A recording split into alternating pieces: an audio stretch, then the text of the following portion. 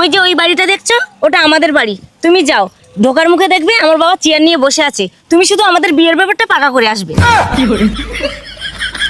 হেই, তোমার কি মাথাটা খারাপ হয়ে গেছে? আমি এখন তোমার বাবার সামনে গিয়ে আমাদের বিয়ের ব্যাপারটা বলবো? হ্যাঁ যাবে, এতে না বলার কি আছে? যাও বলছি তো। বেরে না গেলে তো। এই বাবা, আমি যাচ্ছি, এক্ষুনি যাচ্ছি। ওরে বাপ রে বাপ। আমার শীতকালে আমার ঘুম হচ্ছে না, আর এ নাকি বলবে না।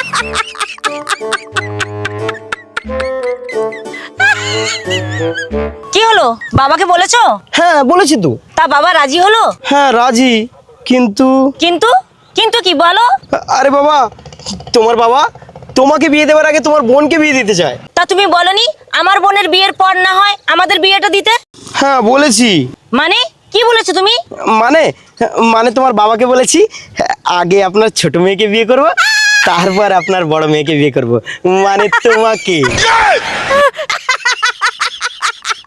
আর তোমার বাবা শুনে আমাকে বললো আমি নাকি প্রকৃত মরদ, একেবারে বাঘা ষাঁড় আমি।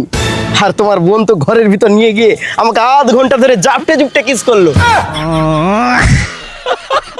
তোমার বোনের কিসের চাপে শরীরটা আমার ফলস মেরেছে। তোমার থেকে তো তোমার বোনটা ইজ হট। হ্যালো।